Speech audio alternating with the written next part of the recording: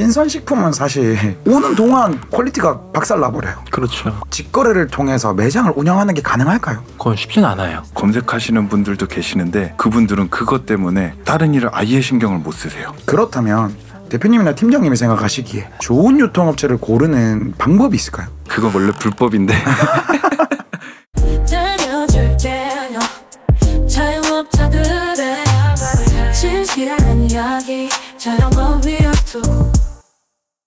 안녕하세요. 자영업 리얼톡의 진행자 김영철입니다. 오늘은 저희 회사와 자그마치 8년 제가 처음 사업을 시작했을 때부터 아직까지도 지속적으로 거래를 하고 있는 식자재 그리고 공산품 유통을 책임져 주시는 선호 F&B 코리아의 대표님과 현장 실무를 책임지시는 팀장님을 모시고 자영업자 여러분들에게 좋은 정보를 전달해 드리고자 좋은 자리를 마련했으니까 영상 끝까지 시청 부탁드리고요. 대표님과 팀장님 소개 한번. 예, 안녕하십니까. 선호 F&B 코리아 이재승입니다. 안녕하세요. 선우 F&B 코리아 이현우 팀장입니다. 박수 쳐드릴까요? 네.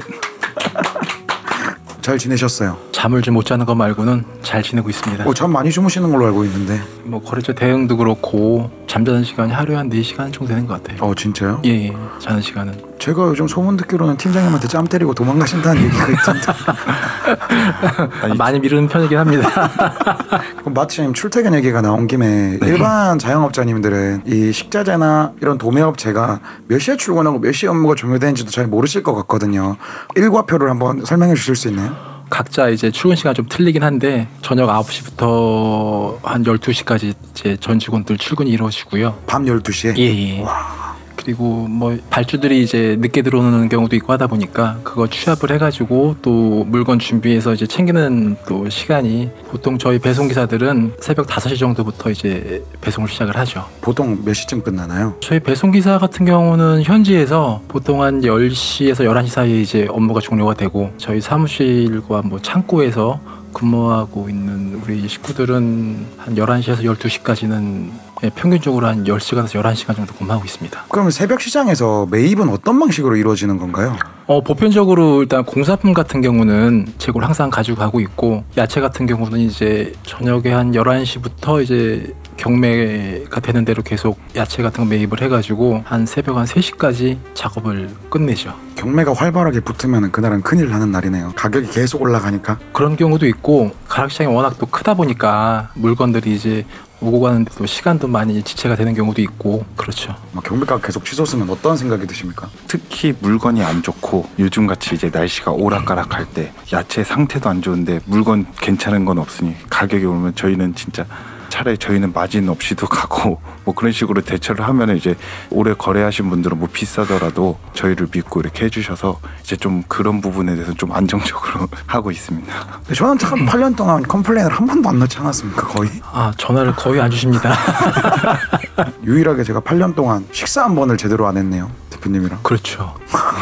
서로 연락 없는 게 어떻게부터 좋을 수 있는 거라고 또 말씀하셔가지고 원래 대표님이랑 저랑 통화 자주 하게 되면은 그 문제가 있는 거라서 웬만하면 통화 안 해야 됩니다. 네, 그렇죠. 질문을 드리자면은 네. 사실 유통 구조 자체가 이제 농가에서 도매에서 소매로 넘어오는 구조잖아요. 그리고 중간에 유통업체가 끼는 거고. 그렇죠. 그럼 가격이 올라가는 과정을 얘기해 주실 수 있나요, 팀장님? 산지에서 이제 가락시장이나 농수산물 시장으로 이런 곳으로 이제 차가 올라오고 거기서 이제 또 중도메인들이 경매를 보고 저희 같은 이제 유통업체가 중도메인들한테 매입을 해서 배송을 하는 그런 구조입니다. 그러면 이제 그 과정 사이에서 계속해서 뭐 수수료 개념이든 기름값 개념이든 인건비 개념이 계속 상승하는 거네요. 네, 맞습니다. 그럼 방금 말씀하신 산지까지는 이해가 되는데 네. 중도메인들은 뭐 하는 사람들이죠? 농수산물 시장에서 이제 아무나 경매를 참여할 수가 없고 무슨 상회 하면서 가게들 있잖아요. 그런 가게들을 생각하시면 됩니다. 그러면은 거기가 정말 폐쇄적이겠네요. 그렇죠. 뭐 권리금이 있나요 거기도?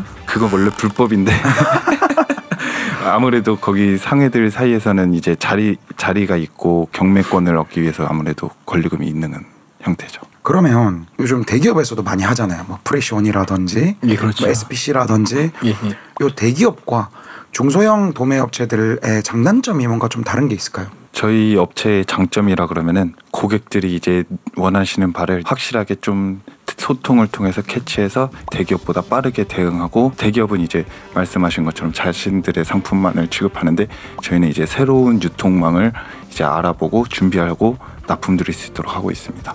뭐 제가 만약 어떤 제품을 쓰고 있는데 그게 가격이 올랐어요. 혹은 쇼팅이 났어요. 네. 갑자기 물량을 못 구해요. 거기에 대해서 대응을 해주신다는 얘기인가요? 저희 창고 이제 상황이나 회사 자금 상황 이런 거에 따라서 미리 재고를 확보해서 단가 인상이나 또 영업에 차질이 없도록 물건을 최대한 준비하는 편입니다. 아, 근데 약간 대본 책 읽으시는 것 같아요. 혹시 뭐 외우신 거 아니죠? 아니요, 긴장해가지고 지금. 또 장점이라 그러면은 대기업 같은 경우 이제 자체 물류 창고에서 다 배송이 이루어지다 보니까 야채 같은 경우는 다 재고가 있고, 재고를 운영하다 보면 아무래도 신선도가 떨어지는데 저희 고객들께서 가장 만족하시는 부분은 이제 신선품의 선도. 맞아요. 당일 매입하시니까. 네, 당일 매입해서 당일 납품을 원칙으로 하고 있으니까 당연히 신선도도 확실히 대기업보다 좋은 것으로. 그러면 대기업보다 가격 빼고는 웬만한 것들은 다 낫다라는 거네요. 배송이든 아니면 뭐 QC든 QA든. 그런 점에서는 저희 확실히 자신이 있죠. 저희가. 가격 얘기가 나와서 말인데 식자재 가격이 워낙 변동폭이 크잖아요. 왜 이렇게 가격 변동폭이 등락이 심한 건가요? 일단은 그 산지에서 생산되는 그 물동량 기준이 되고, 날씨에 따라서 겨울철이나 여름철에 야채 같은 경우는 선도가 떨어질수록 많이 더 오르거든요. 이제 물동량이 적다 보니까. 맞아요. 공급하고 소비하고 이제 엇박자가 되면은 많이 이제 변동폭이 좀 크죠. 그거에 대한 단적인 예로 최근에 마늘 사태 있었지 않습니까? 네, 있습니다. 시장에 마늘이 안 풀리니까. 네, 맞습니다. 마늘 가격이 좀 급등하고 있었잖아요. 아마 다음 달이면 또 햇마늘이 풀리겠죠? 햇마늘이 풀리더라도 햇마늘은 아무래도 처음에는 이제 수분을 머금고 있고 마늘 향도 약하고 이래서 아직까지는 좀 더 지켜봐야 될 것 같습니다. 결국에는 자영업자들도 어느 시기에 어느 계절에 어떤 자신들이 쓰고 있는 신선식품들 가격이 등락 정도는 왜 그러는지 원인 정도는 파악을 하고 있어야 대비가 되겠네요. 많은 도움이 되죠. 그런 것도 알려주시나요? 만약에 이 영상을 보고 새로운 거래처가 생겼어요. 이러이러한 제품들은 혹시 1년 중에 언제가 제일 싸고 언제가 비싼가요? 그럼 답변도 해주시나요? 대표적인 거는 가능한데 일일이 다 대응하기는 좀 쉽지는 않습니다. 솔직하시네요. 네. 다음 내용은 자영업자님들이 가장 걱정하시는 게, 우리가 농지나 경매가를 알 수 있는 것도 아닌데 올라갈 때는 팍 올라갔다가 그게 단가가 내려갔는데 천천히 내리는 거 아니냐, 뭐 이런 의구심을 굉장히 많이 가지시거든요. 거래를 하면서 서로에 대한 신뢰나 그런 대처에 대해서 이제 그 믿음을 가지고서 거래하시면서 천천히 신뢰를 쌓아가는 게 중요하다고 생각합니다. 아, 팀장님 너무 이상적인 답변만 하신다. 아니요.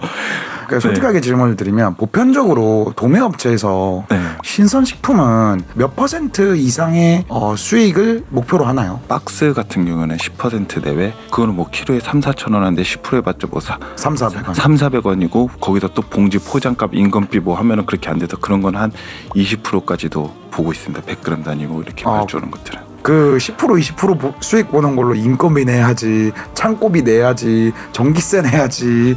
저희 입장에서 그렇게 하더라도 타산이 그렇게 나오는 그거는 아닙니다. 맞아요. 사실 그 매입가 대비 한 15% 이상 요즘은 사실 못 봐요. 왜냐면 시대가 너무 잘 돼 있기 때문에. 네, 맞습니다. 우리 자영업자 사장님들 검색만 하면 나오는 가격 가지고 장난질 치긴 참 어려운 시대거든. 옛날 같지가 않아요. 그런데도 불구하고 왜 이렇게 물가가 오르냐, 사실 그거는 솔직히 말씀드리면 인건비나 임대료나 전기료나 이런 것들이 올라가기 때문에 유지를 하기 위해서 어쩔 수 없는 거지, 마진을 옛날처럼 막 30% 40% 보긴 힘들죠. 그렇죠.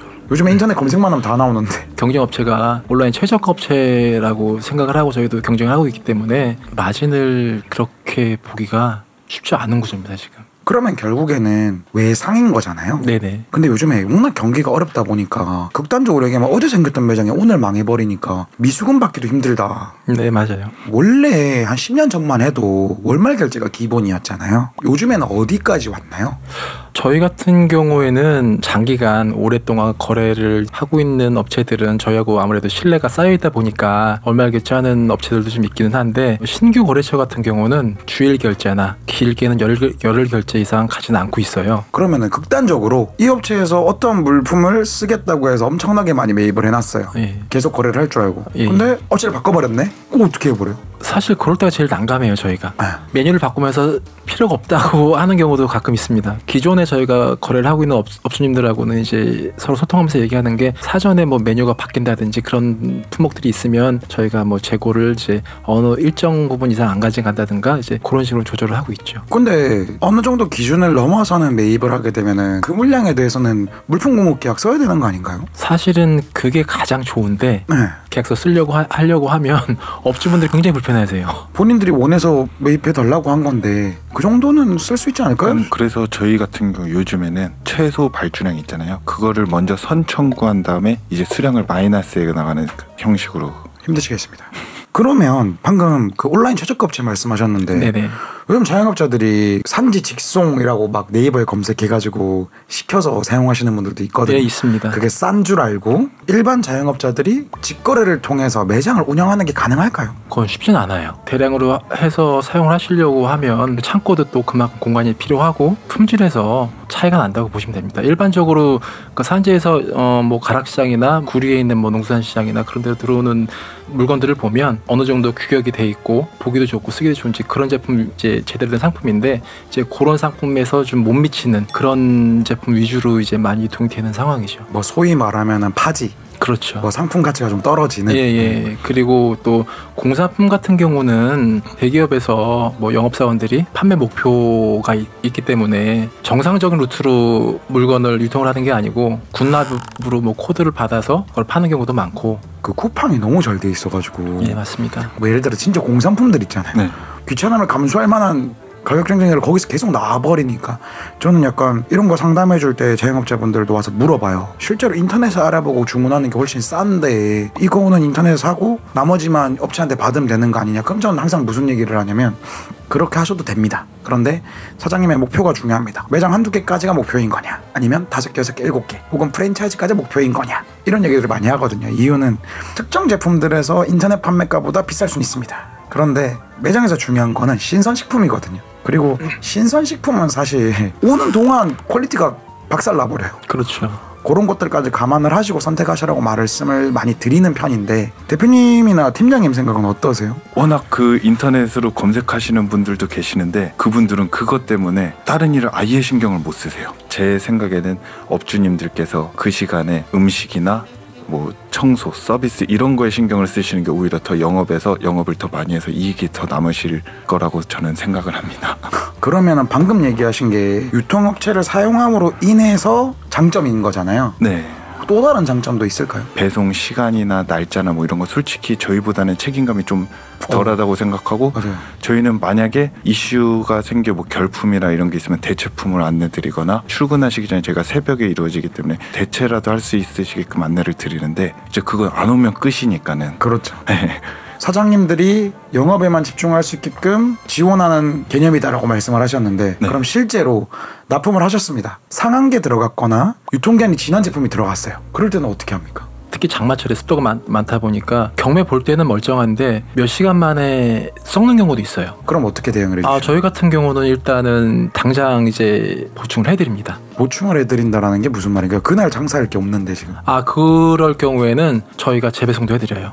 그날 바로? 예, 바로 재배송합니다. 다시 물건을 매입을 해가지고 최대한 서둘러서 재배송을 해드립니다. 신선품만이 아니라 공산품 같은 경우에도 누락되는 경우가 있으면 그 주변에 농수산물 시장이나 아니면 식자재 마트 이런 데서 좀 저희가 비싸더라도 그런 걸 사서 채워드리고 그런 식으로도 대응을 하고 있습니다. 솔직히 말씀드리면 저도 이제 여러 업체들을 많이 봤을 거잖아요. 네네. 그리고 여러 업체들의 군상들도 많이 봤거든요. 예. 근데 좋은 업체도 있는 반면에 좋지 않은 업체들도 사실 없진 않거든요. 안 좋다라는 기준은 가격으로 장난도 좀 치고 업체가 실수한 건데 그 부분에 대한 케어도 느리고 저는 사실 이러면은 그 안 좋은 업체라고 생각을 하거든요. 그렇다면 대표님이나 팀장님이 생각하시기에 좋은 유통업체를 고르는 방법이 있을까요? 기본적으로 거래를 해봐야 알 수 있는 부분이긴 하지만 취급하고 있는 그 품목의 다양함과 재고를 얼마큼 확보하고 있는지 그런 규모도 중요하다고 생각을 합니다. 팀장님 생각은 어떠세요? 신선품은 또 어디서 사입을 해서 저한테 납품을 주시는지 그런 것들을 알아볼 것 같아요.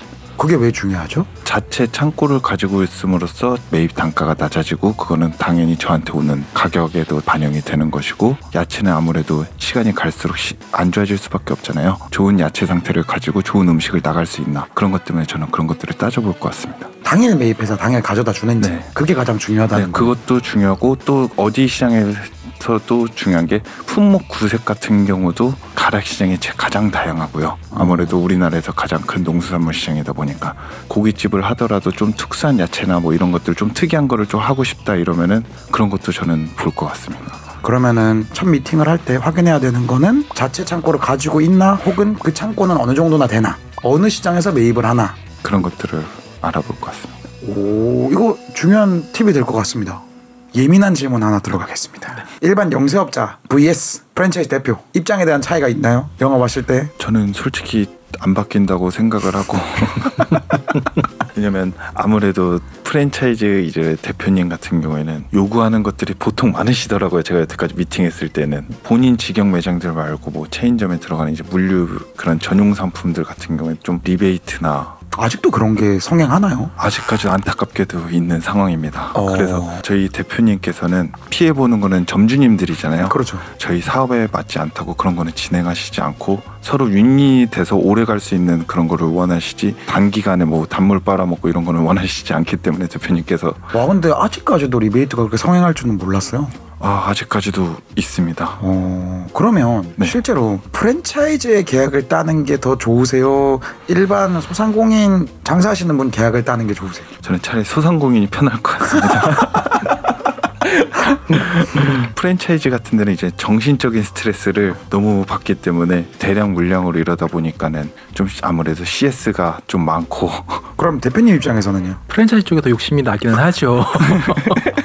리베이트 없고 좋은 프랜차이즈라면은 대표님은 프랜차이즈 쪽에 욕심이 난다. 근데 보편적으로 보면 프랜차이즈 본사에서도 이제 바라는 경우도 많지만 물류 창고가 없기 때문에 대기업들하고 이제 많이 연계가 돼서 하는데, 대기업에서 먼저 권한 경우가 굉장히 많아요.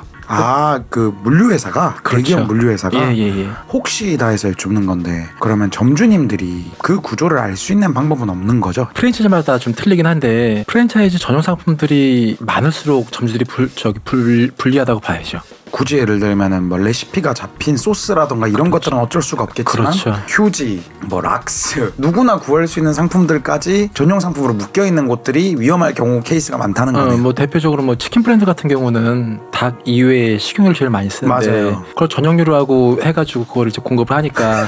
근데 그거를 프랜차이즈 본사가 만드는 게 아니거든요. 다 OEM으로 해서 맞아요. 나오는 건데 똑같은 제품인데도 더 비싸게 받는 경우가 굉장히 많죠. 사실 성분만 보면 똑같은 경우가 진짜 많거든요. 예, 맞습니다. 솔직히 택깔이 많은 제품도 있고. 그런 경우가 대다수죠. 좀 위험한 발언 아닙니까? 저는 그렇게 생각하지 않습니다. 역시. 그러면 다음 질문을 드리자면, 식자재 유통업계에서 몇 년 정도 지금 되신 건가요? 저 같은 경우는 99년도부터 시작을 했으니까요. 올해로 한 26년 차 됩니다. 26년 차시고 대표님은? 팀장님은요? 전 만 8년 차입니다.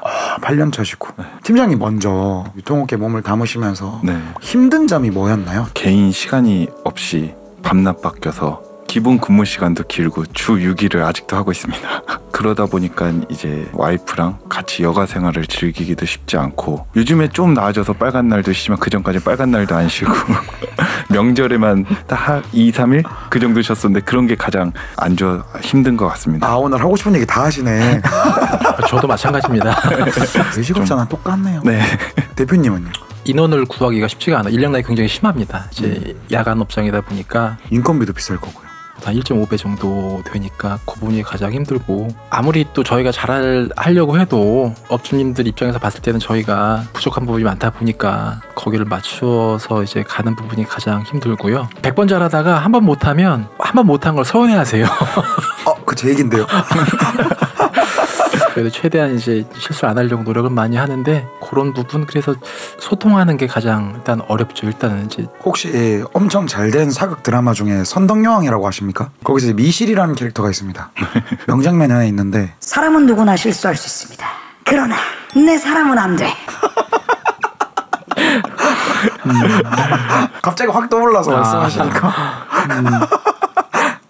근데 요즘에 보면 네. 그 가격적인 부분 말씀하셨으니까 요즘에 그 방식이 신선식품들은 매입과 공개치고 납품하는 데도 있더라고요. 몇 프로의 수익만 보겠습니다 하고. 자기 당당하다 이거죠. 매입가 까니까. 근데 제가 이런 영업들을 봤을 때는 야 이것도 결국 자기네들이 타이핑 치는 거고 실제로 그거를 제대로 공개를 한다고 한들 신상품은 박스하니까 발주가 많은데 근데 이게 모르는 자영업자분들은 오히려 막 괜찮다 하면서 낚이는 경우들을 제가 너무 많이 봐가지고 요즘에. 사실은 그 신선품에서 신선품이 맞은 보기가 가장 좋은 품목이에요. 맞아요. 왜냐하면 그게 수시로 등락이 이제 반복이 되다 보니까 오를 때는 정상적으로 좀 덜 보면서 갈 수 있지만 이게 많이 내릴 때는 하루나 이틀 길게는 3일 정도만 안 내려줘도 그 마진이 어마어마하거든요. 결국은 그것도 말장난에 불과한 거죠. 당연하죠. 예. 업체가 몇 개인데 예. 한 3시 4시쯤 매입이 끝날 텐데 그렇죠. 그거를 매입가를 보내서 누가 사무실에서 타이핑을 쳐서 뽑아서 다시 보내서 그렇죠. 말이 안 되지 않습니까? 네. 사실. 예.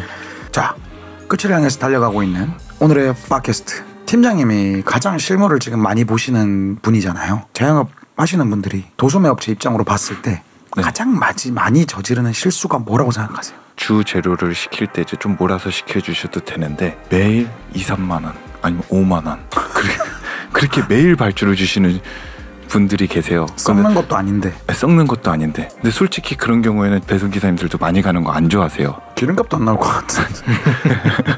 솔직히 저희도 이윤을 추구하기 때문에 물건 가격이 전체적으로 높아질 수밖에 없어요. 상하지 않는 거라면 네. 한 번에 물량 발주를 하고 네. 거기에서 차라리 단가를 낮추는 게 훨씬 팁이다. 네, 그렇죠. 그렇다면 다르게 말하면 한 번에만 시켜주시면 가격을 낮춰줄 수 있다라고 지금 공언을 하신 거네요. 좀 몰아서 시켜주시면 대표님한테 허락도 안 받고. 대표님께서 저를 전적으로 믿고 맡겨주셨습니다. 막 어느 업체에서 막 공산품들 막 1톤 트럭 꽉 채워서 갖고 오라는 거 아니야? 대신 반값으로. 1년치 먼저 주세요. 대신 반값이어야 됩니다. 그럼 아마 창고비가 더 들 겁니다. 맞아요.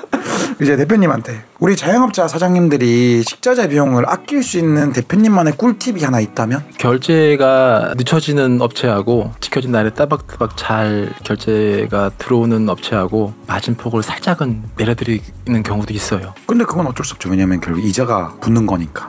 약속이 서로가 잘 지켜주는 업체들한테는 저희가 좀 더 내려드리는 편이죠. 자, 답변만 봐도 역시 실무를 책임지는 팀장님과 이제 회사를 책임지는 대표님. 역시 대표님은 돈, 팀장님은 일. 팀장 입장에서 한 번에 실어서 가면은 기름값도 적게 드니까 가격을 낮춰줄 수 있는 거고, 네. 대표님 입장에서는 결제를 좀 따박따박 해줘야 가격을 좀 낮춰줄 수 있는 거지. 신뢰하지도 못하는 사람한테 가격을 낮춰줄 수는 없으니까. 뭐 두 분의 팁이 굉장한 꿀팁이었던 것 같아요. 혹시 팀장님께서 네. 우리 사장님들, 예비 사장님들한테 전하고자 하시는 말씀이 있다면? 식당 절대 쉽지 않습니다. 정말 어렵습니다. 아무리 짧아도 3개월은 진짜 일은 해보시고서 식당을 준비하시길 바라겠습니다. 3개월 너무 짧은 거 아닙니까? 진짜 짧게 봐도. 근데 식당을 너무 쉽게 생각하시는 분들이 많아요. 장사 잘 되는 집만 보셔가지고서 정말 쉽게 생각 많이 하시는데 진짜 어려운 게 식당인 것 같습니다. 그럼 대표님께서 예. 예비 자영업자나 현업에 종사하시는 사장님들께 전하고자 하는 말이 있다면 어떤 게 있을까요? 일단 준비 중이신 분들한테는 음식에 대한 자기만의 철학이 확실하게 있었으면 좋겠어요. 어떤 음식을 만들고 어떤 음식을 사람들한테 내놓고 싶은지 그런 점을 확실하게 좀 갖고 계셨으면 좋겠고, 그리고 뭐 저도 마찬가지지만 항상 시작할 때 그 초심 그런 걸 잃지 않고 꾸준하게 열심히 그냥 밀고 가시면 좋은 일도 분명히 있을 것 같습니다.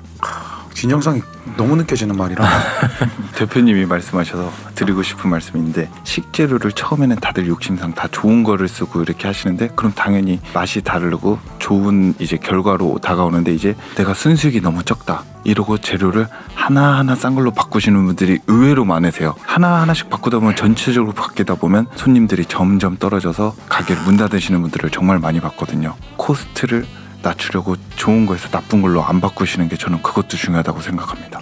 좋은 얘기인 것 같아요. 네, 한 번 떠나간 손님은 그 발걸음을 돌아오시려면 진짜 쉽지 않기 때문에 그거는 꼭 생각하시는 부분이 있으면 좋겠습니다. 방법 하나 있죠. 처음부터 코스트를 잘 맞춰서 메뉴를 맛있게 만드는 게 최고인데, 근데 지금 정말 좋은 얘기 해주신 것 같아요. 그런 분들 너무 많아요. 네. 처음에는 첫 장사니까 막 좋은 재료 갖다가 하다가 그래도 내가 열심히 하는데 마진 좀 남아야지, 나쁜 재료 하나씩 바꾸다가 돈 벌더니 바뀌었네.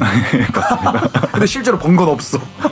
근데 그것도 그렇고 그 서비스나 그런 것도 굉장히 중요하다고 생각을 해요. 음식 맛이 어느 정도 기본만 하게 되면 그 다음으로 보는 게 서비스거든요. 네, 지금까지 거래 8년 동안 저희 회사 매장 한 번도 식사를 안 해보신 대표님 말씀 잘 들었고요. 지금까지 자영업 리얼톡의 김영철이었고요. 다음 시간에는 육류 대표님 모시고 또 좋은 자리를 마련해 볼 테니까 항상 저희 채널 사랑해 주시길 부탁드리겠습니다. 감사합니다. 자영업 리얼톡의 김영철이었습니다.